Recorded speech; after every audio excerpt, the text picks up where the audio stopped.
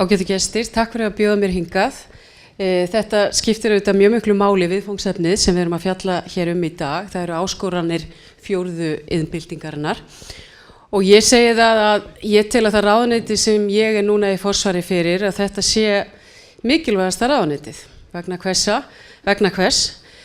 Það er vegna þess að við þurfum að undirbúa okkur alveg gríðarlega inn í næstu misseri og við þurfum að hafa það hugfast að allt sem við erum að gera þessa dagana, við erum að fjárfesta í framtíðinni og við þurfum líka að huga því hvernig á hagkerfið að líta út, hvernig störf erum við að búa til og erum við, fer saman menntastefnan og atvinnustefnan og við heyrum það eru mjög margir sem segja við ætlum að vera hérna og ég tala mjög oft þannig við ætlum að vera hérna með hugverkadrifið hagkerfi en til þess að vera með hugverkadrifið hagkerfi þá verðum við að hafa það alveg hugfast að menntunin þarf að vera mjög góð og við þurfum að vera með ákveðna grunnfærni og hún þarf að vera til staðar. En hvernig lítur þetta út hjá okkur og ég ætla aðeins að fara yfir það í örstuttu máli. Ég ætla aðeins að fjalla bara örstutt 4. iðnbyltinguna. Ég ætla aðeins að fara yfir þessa grunnfærni sem talin að þurfa að vera í menntakerfinu. Svo ætla ég að fara yfir bara nokkrar áskoranir sem við stöndum frammi fyrir í menntakerfinu og að lokum samspil menntunar og atvinnulífs og hvað við erum að gera, hvað það varðar. Það var sagt árið, einkaleyfastofu í New York var lokað árið 1899. Vegna hversa? Jú, það er víst búið að finna allt upp og þeir töldu að það var engin ástæða til þess að hafa hann áfram. Þannig að hér er mynd frá New York 1899 og þið sjáu að það er náttúrulega ýmislegt búið að breytast og ég þarf ekkert að fara yfir það. En þetta er stundum einhvern veginn þá teljum við að við séum í einhverju ástandi og við bara förum í einhverja hluti og svo er bara raunveruleikinn og framtíðin allt önnur. Ég ætla aðeins að tala líka Ísland og myndin sem ég er að draga hér upp er af tveimur grunnatvinnuvegum. Annars vegar landbúnaður sem er bláa línan og hins vegar fiskveiðar. Og þarna er ég með á ástnum hlutfall starfa og hins vegar ár. Og þið sjáið árið 1900 þá 60% af vinnuaflinu þau starfa við landbúnað. Og í dag er það vel undir hvað, en það næri ekki einu sinni 5%. Það er sama á við fiskveiðar, gríðarleg breyting. Og ég verð að segja það, ef þið hugsið að þetta er 110 ár sem ég er að sýna hérna og þetta hefur átt sér stað tiltölulega svona hægt og hljótt. Og ég held að þetta sé sá eiginleiki sem Íslands hagkerfi hefur og bara þessi, við höfum alltaf bara sem þjóð lagt gríðarlega áherslu á læsi. Og ég held vegna þess þá hefur þetta tekist að umbreyta einu hagkerfi á tiltölulega skömmum tíma og búa til miklu meiri verðmæti en nokkru manni dottið í hug í byrjun þar síðustu aldar. Þannig að þetta er bara búið að gerast á tiltölulega skömmum tíma. Og ég vil líka meina að þegar við erum að tala og mér finnst það mjög ánægilegt þegar við erum að tala 4. iðnbyltinguna, mér finnst flestir nálgast þetta út frá þeim tækifærum sem eru í þessu og sér í lagi fyrir hagkerfi eins og íslenska hagkerfið vegna þess að við erum fámenn og það sem er verið að bjóða upp á auðvitað að sjálfvirkni væðingin, hún auðvitað þýðir fækkun starfa en í því eru líka mörg tækifæri. Jæja, hvernig verður þetta? Ég ætla nú ekki að standa hér og þykjast vita eitthvað sérstaklega mikið framtíðina, ekki ætla ég að loka einhverjum einkaleyfastofu og hafa algjörlega rátt fyrir mér. Þannig að ég held að þetta er svona umræða sem þarf að vera tekin á mjög breiðum hóp og við þurfum að vera svona mjög opin fyrir því hvað þarf til. Ég fór aðeins og kynnt mér nokkuð vel það sem Alþjóða efnahagsráðið er að fjalla þessa dagana og þeir eru mjög uppteknir af 4. iðnbyltingunni og bara því sem er að gerast. Og eitt af því sem þeir nefna að þurfa að vera svona grunnfærni árið 2020, það er að við þurfum að búa nemendur og þá sem eru á vinnumarkaðunum fyrst og síðast til þess að þeir geti leyst flókin viðfangsefni. Þú þarft að hafa þannig færni að þú geti leyst eitthvað sem er flókið og vera með svona grunnþætti í því. Svo er annað sem náttúrulega verður aldrei tekið á okkur og við megum ekki vanmeta, það er bara gagnrýnin hugsun. Svo er það sköpun, mannauðsstjórnun, það er að segja að geta unnið í samvinnu við aðra og gert það og leyst þessi verkefni eins og ég var að nefna þarna í fyrsta þættinum. Aftur komum við að þessu samvinnu og samhæfing til þess að ná árangri. Næst tilfinningaleg greind. Við erum jafnvel kannski ekki að sinna þessu mjög vel í skólakerfinu og hvernig þróar við það. Eitt af því sem er að gerast í skólakerfinu er það að þeir hafa verið að fara úr svona hefðbundnu mynstri margir úr bekkjakerfi í meira hópastarf og jafnvel að það sé meiri hreyfanleiki hjá krökkunum meðal annars til þess að auka tilfinningalega greind og líka þessa samvinnu.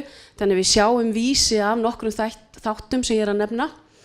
Dómgreind og ákvarðanataka, þjónustumiðuð hugsun er nefnt, samningatækni og hugrænt sveigjanleiki. Takk fyrir.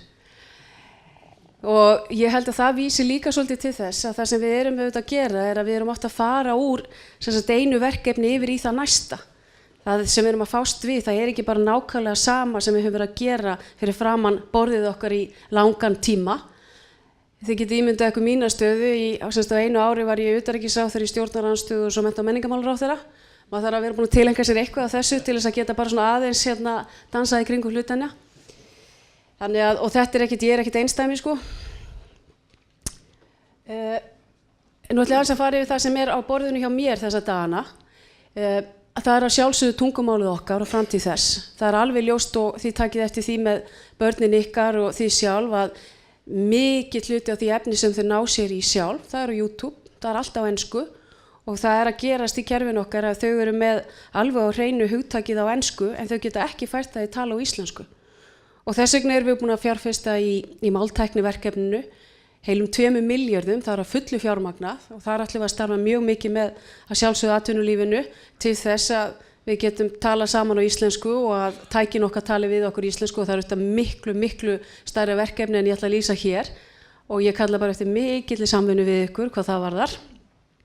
Svo er það eitt, kennaraskortur. Þetta er eitt stærsta viðfangsefnið okkar. Það fækkar svo gríðarlega og er búið að fækka og þeir sem mennta sig og eru með kennaramenntun, stór hluti af þeim starfa ekki sem kennarar.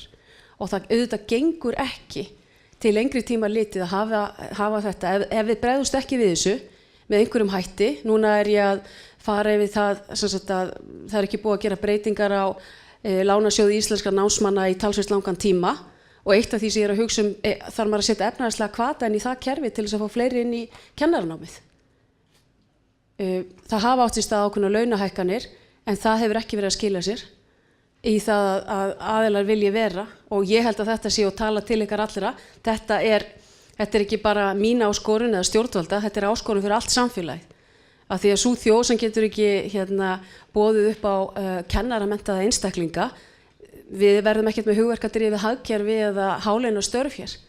Þannig að ég ætla að tala til ykkar allra að hjálpa mér í þessari vegferð. Og við gerum það líka með því að tala vel um skólastarf, taka þátt í því, því að við erum helmingurinn af þessu skólastarfi með því að sinna börnunum okkar og vera að senda þau inn með rétt skilaboð þegar þau fara í skólan okkur einasta degi. En það mun koma mjög gott planvarandi þetta. Alþjóðleg samkeppnishæfni hefur dvínað, þarna er ég að vísa í PISA. Við höfum bara árangur okkar frá því að við fórum að mæla þetta frá 2000. Stigin sem við erum að fá, þeim fækkar og við erum núna neðst á Norðurlöndunum. Og við erum núna að kynna í byrjun næstu viku svona ákveðið átak, ég meina ekki vel við að nota orðið átak, en við erum að kynna prófið betur fyrir krökkunum. Ég er að fá landsliði með mér og svona fyrirmyndir til þess að hvetja krakkana til þess að einbeita sér að prófinu. Eitt af því sem kemur í ljós þegar Menntamálastofnun að skoða hvernig krakkanir fara í þetta. Þau eru mjög áhuga lítil þetta vegna þess að þau fá ekki árangur, þau fá ekki einkunn af því þetta er svona þjóðarpróf og sum þeirra klára ekki einu svona prófið. Það er stór hluti sem klárar ekki prófið.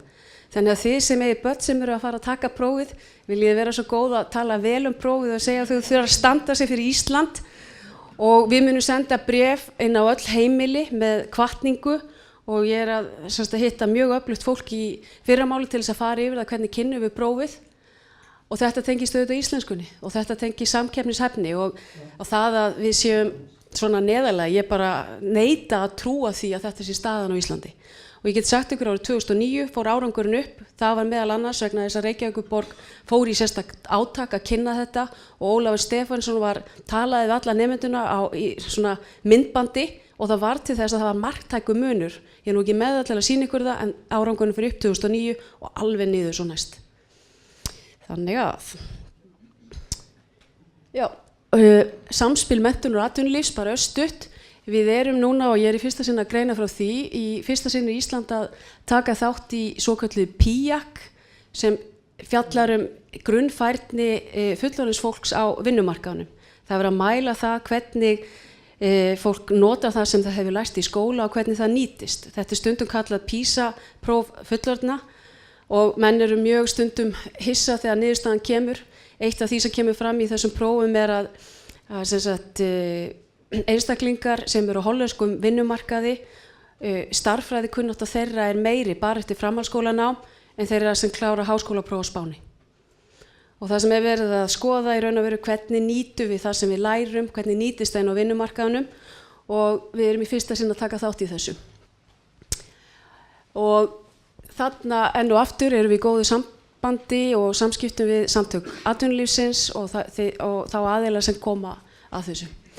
Eins og ég segi, ég aðeins að bara fara yfir þessa grunnþætti og þessar helstu áskoranir en til þess að við náum árangri í menntakerfinu þá þurfum við öll að taka þátt í því og öll að hlúa að því sem við sjáum og hvað getur betur farið og ég held að við ekki að það er ekkert að óttast, það eru bara tækifæri en við þurfum þá auðvitað og sjálfsögðu að vinna heimavinnuna okkar.